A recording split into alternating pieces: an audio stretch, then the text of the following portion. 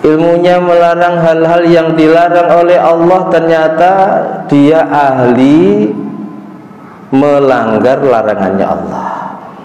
Ini berarti ciri kalau tidak segera bertobat hamba yang seperti itu, Allah akan celakakan dia, binasakan dia. Sudah jelas Islam diturunkan di muka bumi ini untuk siapa? Untuk manusia dan kalangan jin. Agar apa? Untuk memperbaiki akhlak.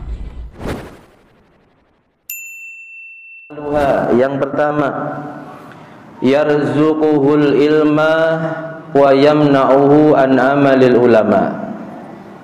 Hamba tersebut diberi ilmu oleh Allah, tetapi dia tidak bisa mengamalkan ilmunya. Allah cegah padanya amalal ulama, berperilaku seperti perilakunya orang-orang yang punya ilmu.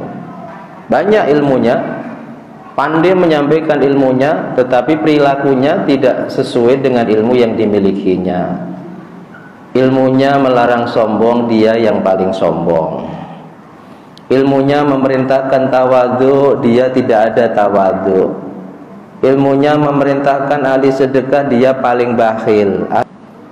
Ini yang pertama, banyak ilmu tapi perilakunya tidak sesuai dengan ilmu yang dimiliki. Ilmunya melarang caci maki, dia ahli caci maki. Ilmunya melarang hal-hal yang dilarang oleh Allah, ternyata dia ahli melanggar larangannya Allah. Ini berarti ciri kalau tidak segera bertobat hamba yang seperti itu, Allah akan celakakan dia, binasakan dia. Wasani, yang kedua, yarzuquhu suhbatas sholihin wa yamna'uhu an ma'rifati huquqihim. Allah anugerahkan kepadanya kumpulannya orang-orang yang baik, bukan orang-orang yang buruk. Tetapi Allah cegah kepadanya mengetahui hak-hak orang yang baik tersebut. Berkumpul ulama, kumpulannya orang-orang yang soleh, tetapi dia tidak tahu bahwa ada hak yang harus ditunaikan untuk orang-orang soleh yang menjadi perkumpulannya. Ia anggap seperti temannya, sehingga hak orang soleh yang harus dihormati tidak dia jalankan. Dianggap seperti temannya, bahkan mungkin lebih rendah dari temannya. Berkumpul orang soleh bagus, tapi lebih bagus lagi ketika bukan hanya sekedar kita ahli berkumpul orang soleh, kita menghormati orang-orang soleh yang kita kumpuli. Kita kumpul tapi kita hina mereka. Kita kumpul tapi hak-hak mereka tidak kita jalankan, tidak kita hormati, perilakunya tidak kita ikuti. Ini hati-hati. Jangan hanya sekedar ingin dikumpulkan di dunia ini dengan orang-orang soleh, tapi ya berkumpul, ya kita jalankan hak-hak mereka, kita hormati mereka, kebaikan-kebaikan mereka kita ikuti. Ini yang kedua.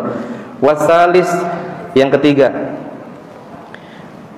yuftahu alaihi abwabut ta'ah wa yamna'uhu min ikhlasil amal.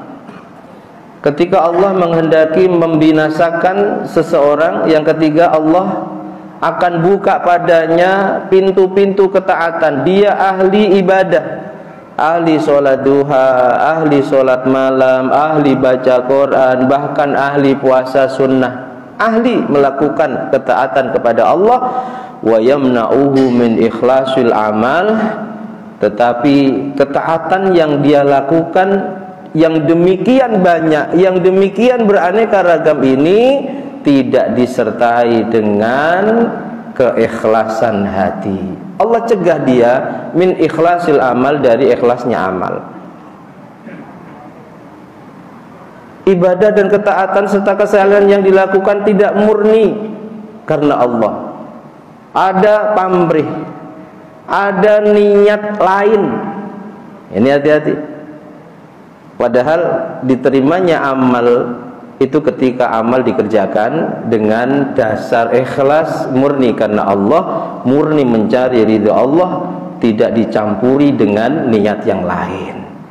Jadi kalau ada orang dikasih ilmu, dia tidak bisa mengamalkan ilmunya, kemudian kumpulannya orang soleh tapi perilakunya tidak seperti orang soleh, dia tidak punya adab. Adab ini harus dijaga. Ulama sepakat adab harus lebih diprioritaskan daripada ilmu. Kalau hanya sekedar mencari pintar dan alim, iblis itu lebih pintar dan alim dari ulama-ulama yang ada di dunia ini. Tapi karena iblis tidak punya adab, iblis sombong. Pokoknya dosa yang pertama kali dilakukan oleh makhluknya Allah, pertama kali, yang sebab dosa itu Allah sangat murka sehingga pelakunya dilaknat seketurunannya sampai nanti hari kiamat, adalah dosa sombong. Siapa pelakunya? Iblis. Kapan dilakukannya? Ketika Allah perintahkan semua malaikat sujud kepada Nabi Adam. Wa id qulna lil malaikati isjudu li adama fasajadu. Dan ketika kami katakan wa id qala rabbuka lil malaikati isjudu, Tuhanmu mengatakan wa id qulna lil malaika, ketika kami Allah mengatakan kepada para malaikat sujud kalian pada Adam, malaikat semua sujud illa iblis, kecuali iblis. Kenapa nggak mau sujud? Karena nggak punya adab. Karena dia merasa lebih baik daripada Adam, sehingga nggak punya sujud. Aba, dia nggak mau sujud, dia bangkang, wastakbara, dia sombong, wa kana minal kafirin. Karena sebab adab tidak diprioritaskan, dia merasa lebih baik daripada Adam, sehingga membangkang perintahnya Allah. Iblis dilaknat, bukan hanya dirinya tapi seketurunannya sampai nanti hari kiamat. Naudzubillah.